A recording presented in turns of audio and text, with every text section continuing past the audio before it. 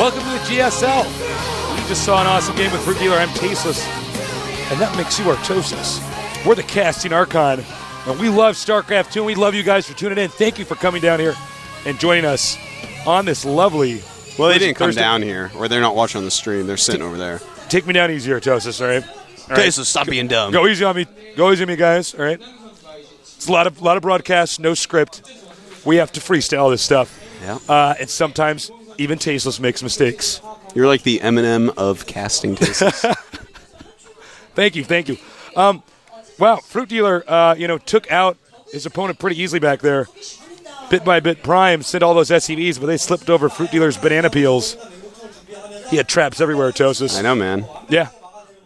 I found this in Bit by Bit's booth. His SCV just went like this and bumped into Banelings, and that was it. That was rough, man. Our final game for today is going to be TheBest FOU against HongUn Prime. This should be a pretty interesting match. Yeah. TheBest FOU took out some good players, Any Pro Prime, and then took out Liquid Rhett. Rhett, of course, an amazing Zerg player. But can TheBest take out HongUn Prime, who just absolutely destroyed GSL Zenith, a very great Terran player who knocked out Nada as well as Kirix Zenith. So HongUn has shown that he is a very good Protoss vs. Terran player. I'm excited to see what he's going to do this match. Will we see carriers again? I hope so. HongUn's got his own style. He doesn't seem to be somebody who's kind of trying to copy what everybody else is doing. He seems to be almost dictating some of the Protoss metagame on the scene. Now, a lot of people thought in Season 2 he would win, and in Season 1 he barely got knocked out. And this time around, we'll see what happens. TheBest FOU, though, the FOU guys, it's going to be a real test of how good the FOU team is at training together, because they're all orchestrating their builds based off who's on that day, so the whole team is working together. TheBest, we'll see what he has planned out here. These maps, though, they're not too bad for Zerg, which we're going to get up in a minute here. Excuse me, TheBest Terran. I'm sorry. I actually looked at the wrong sheet. I'm looking at the previous game. But yeah, the TVP then, then these maps won't be as impactful, I believe. We do have Blistering Sands, Scrap Station, and Metalopolis. Now, Scrap Station, that can be pretty hard for Protoss vs. Terran. The drops that you can do on that map against Protoss, you can really abuse where their army is. But Blistering Sands, this map seems like, okay, who's going to rush here better? Yeah. We see a lot of rushes there. I love Scribble's play, though, which wasn't really a rush. It was just, okay, knock these rocks down, pretend I'm rushing, send in a couple DTs while I expand. They can use up mules. And I like that type of play. We'll see if HongUn has something like that up his sleeve or not. Yeah, we're going to find out here. Feels like today's going pretty fast, but it's actually 9:30.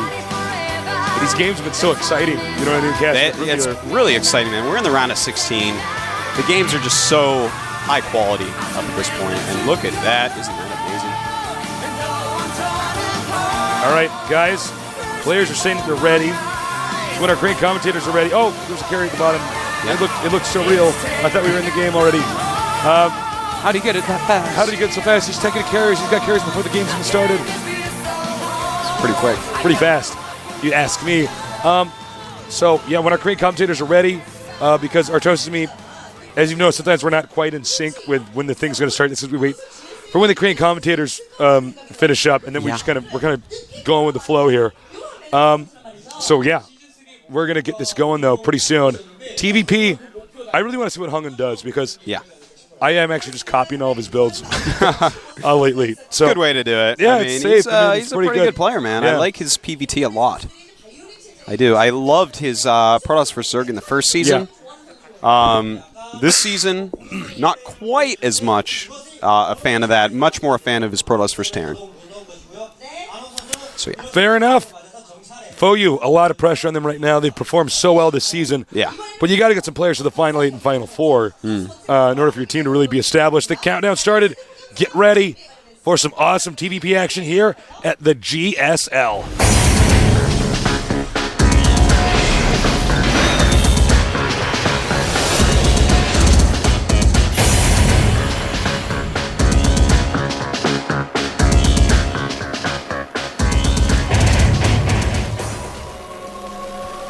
Over here in the red, we have our Starcraft player representing the FOU team. The best for you.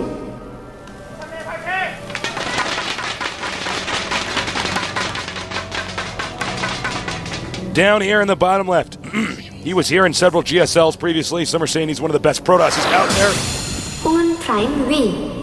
Now, I just thought of a little comparison I could do between StarCraft 1 teams and StarCraft 2 teams that I would like to give all you StarCraft 1 fans out there. FOU kind of reminds me of STX Seoul, where they don't really have any of these huge name players. I know they had July for a little bit, but they don't really have any really huge name players, but the entire team is sick good and makes it really deep everywhere. It's kind of interesting when you think of it that way, because some of these other teams, they have players that you look at and you're like, whoa, like StarTale has Into the Rainbow and July Zerg. Slayers has Boxer, and well, it will be a team soon, but TSL, it has Tester and Fruit Dealer. But FOU, you're not like, FOU has, and then say a name. No, it's like FOU is a strong team, a ton of good players, but no one that's uber famous yet. Yeah, that's quite true. But they're still solid as ever. Unshaken by, their opponents. By the way, quick little plug. Check out my brother's show. If you haven't already, Day 9 Daily. Great show. Great place to learn StarCraft. Here at the GSL, great place to spectate. Titans battling. We teach as well. We teach. We teach English. Teach one English word on a the day. stream. Yep. And Guinea Pig Facts whenever a player named Guinea Pig is playing. Fruit Facts when Fruit Dealer's playing. That's right. You guys can learn a lot watching us, actually. Yeah, that's true. So don't forget the 3 words you've learned. Baller, jobber, and wonky. Yeah, those are not the most useful words, and I feel bad if there's actually a Korean guy that's going to take those words and put them on a paper that he has to pass in his school. I actually think they're great words, Artosis. They are great words, but if you someone... can use jobber all the time. I say jobber several times in a day. I say baller. No, I agree with you there. Conversationally, they are amazing, but for someone in school, maybe not so much. You say to the teacher, I'm such a baller, you're going to get an A.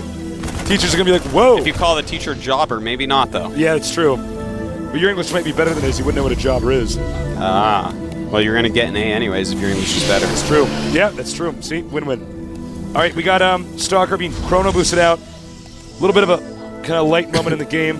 Looks like double gas. Terran may go for Banshees because 4 warp gate all-ins are pretty common on this map. But even though he's double gassing, and in fact, okay, I see what's going on. Gets that probe out of there. Double gasses because he wants some upgrades and perhaps Marauders as well, and gets his double barracks. So just basically removed the scout, and now he's doing something. His build looked like it was going to be a 1 barracks expand. Yeah. But it's not. It's not. As you can see, our Protoss player just sending the Stalker. He wants to check the Zelnaga Watchtower and take out an SCV or anything else that might be around there. Over in the Protoss base, there's a 3rd gateway. We don't see any other tech. And 4th, so he's going to 4-gate. 4-gate versus 3 racks. The ultimate battle. Take that, end of the Lord of the Rings movie.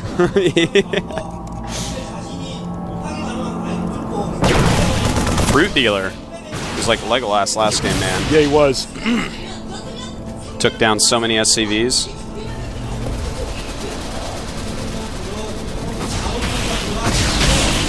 We have the rocks under attack again. Goodbye, the rocks. Goodbye, The Rock. That movie was terrible. Well, if you saw it when it came out, you were a little kid and it wasn't that bad. That's true. And that's when I saw it, so I was fine with it at the time. 4 barracks. Yeah, he's got to be careful here. Trying to get up there before there's any upgrades done. Combat shields, by the way, the first upgrade that is being researched. Not going to be the most useful. In fact, the least useful against this. 2 bunkers up here. Very smart. And will he walk up that ramp now? Nope. Yeah, that's a dangerous ramp to walk up, I have to say. You'd be in a lot of trouble. There he goes. He's going to use the Zealots to tank the damage. And let's see if he can do it. And he did not use them to tank. But here he goes. The Zealots have sick DPS. They're going to help out a lot. and he is just walking by Micro and targeting these stalkers. Let the subs be in the bunker. And I don't know, man. This is pretty wild. He's got to control this stuff perfectly. Yeah. Combat shields are done. No new upgrades started quite yet. And look at this Micro here. He's going to take out that Stalker. Boom. Another Stalker. Boom. And finally, see you later. He should not have gone up the ramp. That was a pretty bad decision. A little risky here by HongUn. I think he kind of panicked when he saw the two bunkers and was like, oh, okay. He's like, oh, I'll run by these and see what I can do. And no, your opponent actually has too many barracks. When you guys both are just doing like huge amount of unit all-ins, the one who doesn't attack is probably going to be the one who takes the game. Oh, this could be game changing though. He's going to take out the tech lab. That means no stim. Yeah, that's actually pretty big. And we do have a factory out for TheBest. So,